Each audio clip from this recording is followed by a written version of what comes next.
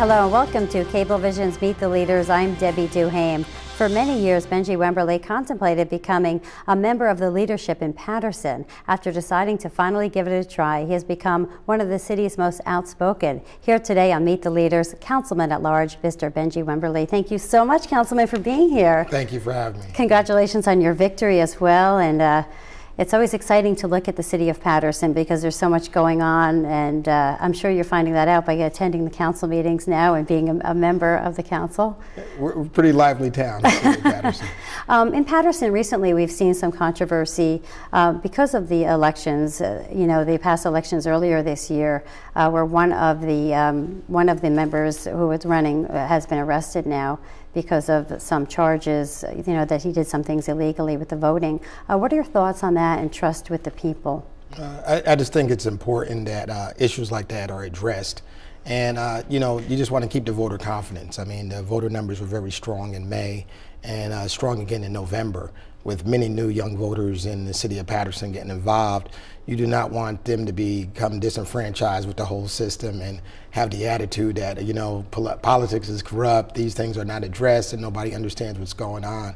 So, unfortunately for the councilman and the people who are involved, this issue came about, but I think mail-in vote has left open a real open situation that probably has to be revisited by, the state of New Jersey. Is this the best system? We know it's a fair system, but I think it's something that we have to look out for, voter confidence.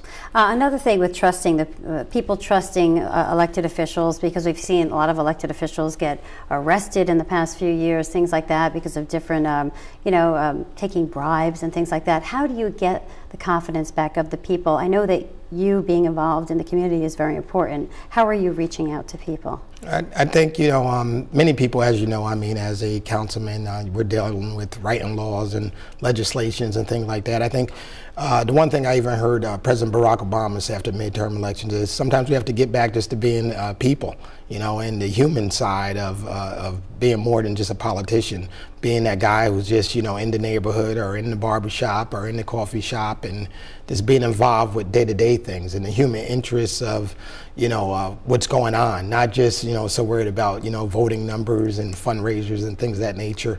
I think that's how you get the confidence back of the people. I noticed when you were running, you had different videos are out there for people to watch, and one of them you're getting your hair, you're getting your head done in the barber shop. You're out there, you're getting your, everything done, and you're reaching out to the people, and your son is involved. I know that you have 4 sons. Mm-hmm. Does that help you stay involved with the community, having your 4 sons involved with different things in the city? Yeah, it's a natural fit. It's reality that every day I'm gonna stop at the same Dunkin' Donuts and have a cup of coffee. I bring my kids to the same barber shop, a couple of times a month. And, corner stores and restaurants and all of the local stuff. I think, being from Paterson, it's just a natural fit for me. And, mm-hmm. Nothing has changed since the election. I continue to do the same things that I've done for years. What are some of the important issues facing Paterson right now that you want to deal with? Obviously, the budget. Recently, we found out we only received $22.3 million of a $70 million request, meaning that it's going to be a difficult time for the city of Paterson as far as, the upcoming fiscal year, meaning that there are going to be some tough decisions when it comes to layoffs. We'll be facing furloughs coming in January. And it's just going to be a real difficult economic time. And, as throughout the United States, unfortunately, you'll probably see more foreclosures and vacant properties and unemployment situations. So, finances are major issues. Now, as a member of the council, are you hearing from some of the city workers their concerns about furlough days and cutbacks, things like that? Oh, definitely. Because unfortunately, the average city worker, you have a majority who probably make under $30,000 a year. So you're talking about a very difficult situation for, the workers of the city of Paterson, and obviously most of them being Paterson residents. Those people work in the Department of Public Works or may work in clerical, things like that. It's going to be a tough time for the city of Paterson. How did it get to this point? Because it seems like all of a sudden everything got out of control in the past year or so with the budgets across the state. How did it get to this point? Probably 3 years or so ago. I mean, when the city first received distress aid from, the government, it started off at, I believe $31 million and then, $27 million and $22 million. And it just comes from, the increased living costs and then, the tax burden, the increases that you're going to put on the homeowners. And in Paterson, a majority of the tax burden comes on the very few. We have so many properties that are, do not have to pay taxes because they're school district or religious, so that in turn it creates a heavy burden on just the average taxpayer. Is there any way of freezing salaries, and would that help save jobs, like freezing salaries for a year or two? Is that a possibility that you've discussed with Mayor Jones at all?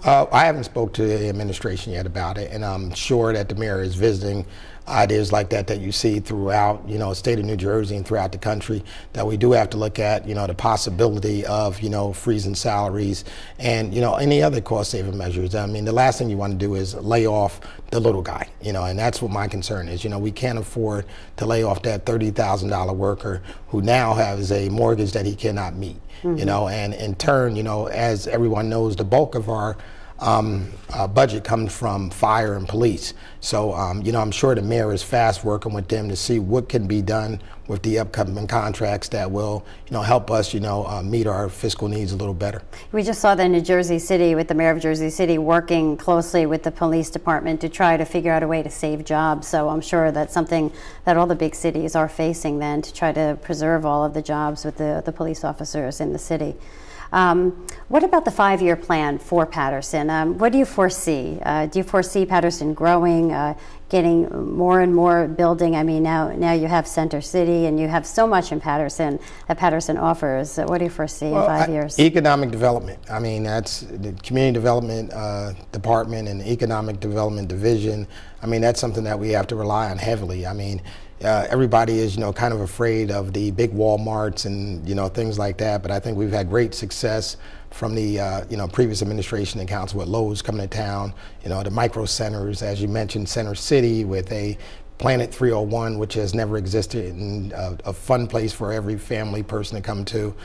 Sports bars and a great steakhouse that you should come out and visit. Definitely, definitely. And the development of not just there, but the smaller businesses in the city of Patterson, that our Main Street is thriving once again. Oh, really? It's thriving. Main Street is bustling in Patterson. A kid growing up in the city of Patterson, there was nothing like coming downtown Patterson.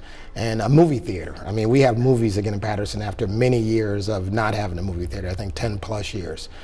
So I think things are going to be an upswing. I heard you speaking when you were running and talking about the memories of going to the theater when you were a kid, and just the nice memories. So that's something that now we're creating memories for your kids, to be able to to be part of the city and get involved with all the nice things that Paterson offers. So you foresee more and more jobs coming then into the city of Paterson? I think that's the root, and I think the administration is feverishly working on how can we attract maybe an Applebee's or IHOP or a Red Lobster or additional places along the Route 20 corridor to continue build there and continue downtown, that we can have jobs there. And then obviously the green initiatives. The mayor recently talked about creating our own energy with solar panels and things of that nature, which would create jobs. I've been working with Councilman Saya and Councilman Tavares and Councilman Ames on a green team and being more sustainable. And I think these things will create monetary rewards for the city of Patterson and jobs, which is most important. And we're going to talk about that. We're going to take a little break and we'll talk more about the green initiative, because I know that was important in your campaign. So we'll talk about that as well. So please stay with us. We'll be back to talk more with Councilman Benji Wimberly right after these messages.